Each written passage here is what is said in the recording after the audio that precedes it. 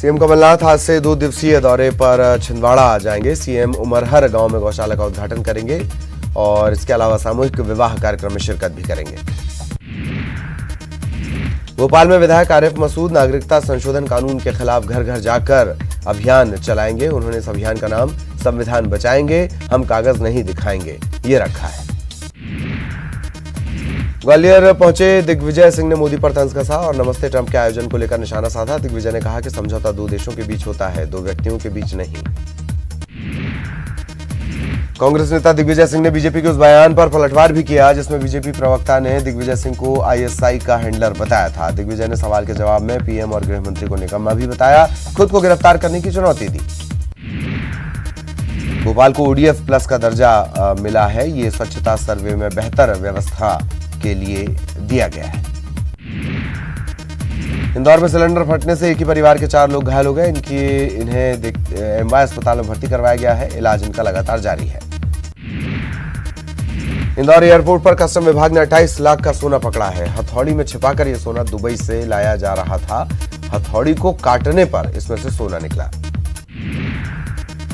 दमोह में आग का तांडव देखने को मिला है। स्कूल में भीषण आग लग गई जिससे दस्तावेज और इलेक्ट्रॉनिक सामान जलकर खाक हो गए। वहीं आग किस वजह से लगी ये साफ नहीं हो पाया है। ये मामला हटा कन्या के एमएलबी कन्या स्कूल का है।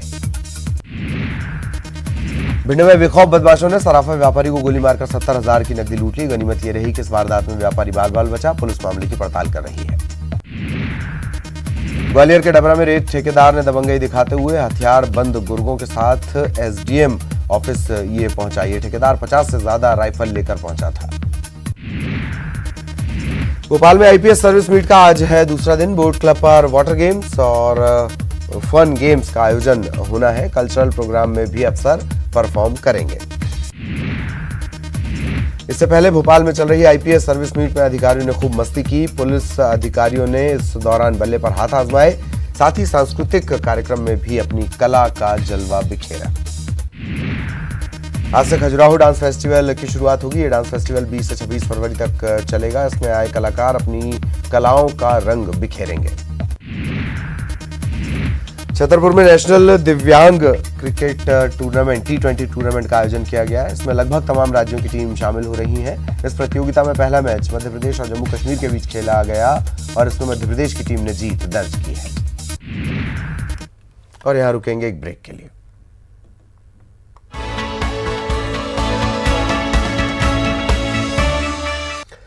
ब्रेक के बाद खबर छत्तीसगढ़ से। केंद्रीय मंत्री धर्मेंद्र प्रधान रायपुर पहुंच चुके हैं। भिलाई स्टील प्लांट का निरीक्षण वो करने वाले हैं। इसके अलावा उनके 2 दिन के दौरे में कई और कार्यक्रम होंगे। छत्तीसगढ़ में धान खरीदी का आज अंतिम दिन है। अब धान खरीदी की तारीख नहीं बढ़ाई जाएगी। वहीं धान नहीं बिकने से कई जिलों में किसान परेशान हैं। मुंगेली में धान खरीदी नहीं होने से किसान परेशान हैं। प्रशासन के खिलाफ किसानों में गुस्सा है। दर्जनों धान खरीदी केंद्रों पर धान के लिए बोरे ही उपलब्ध नहीं। इसकी वजह से किसान इन केंद्रों पर प्रदर्शन कर रहे हैं। बीजापुर में धान खरीदी नहीं होने के चलते किसानों ने चक्का जाम किया। ये लोग सुबह 4 बजे से सड़क पर धरना दे रहे थे। एसडीएम की समझाइश के बाद ये किसान माने हैं।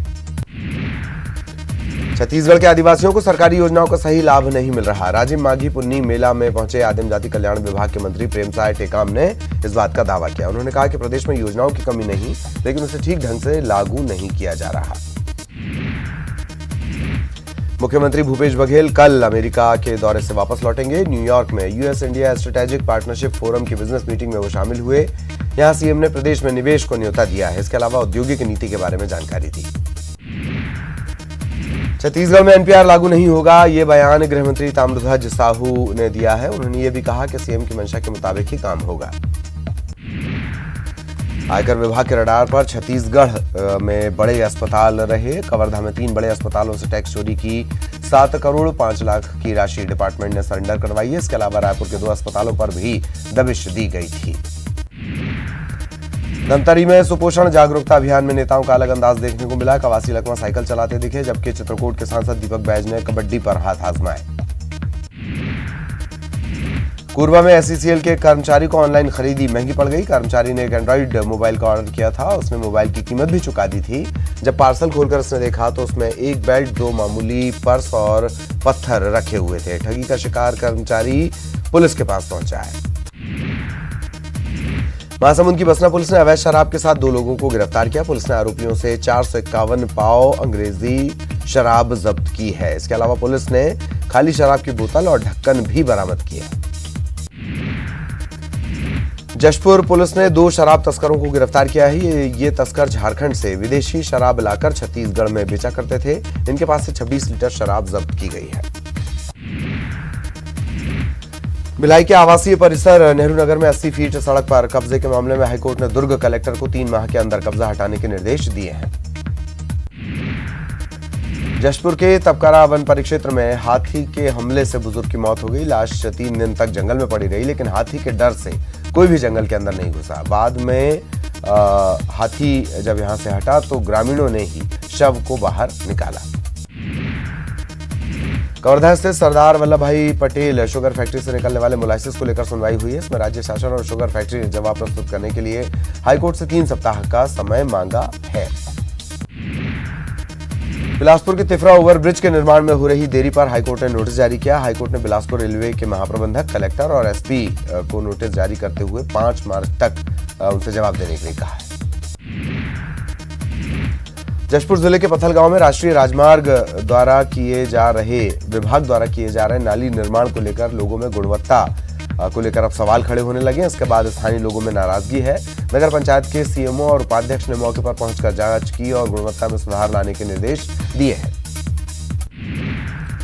नवा रायपुर स्थित जंगल सफारी पर अब तीसरी आंख का पहरा होगा। 40 सीसीटीवी कैमरे लगाने की योजना को जू प्रबंधन ने मंजूरी दे दी है। ये जंगल सफारी 800 एकड़ में फैला मानव निर्मित एशिया का सबसे बड़ा जू है। 20 सीसीटीवी बाड़े में लगाए जाने की योजना बनाई गई है। 12 प्रजातियों के जीव जंतुओं को जंगल सफारी में रखा गया है।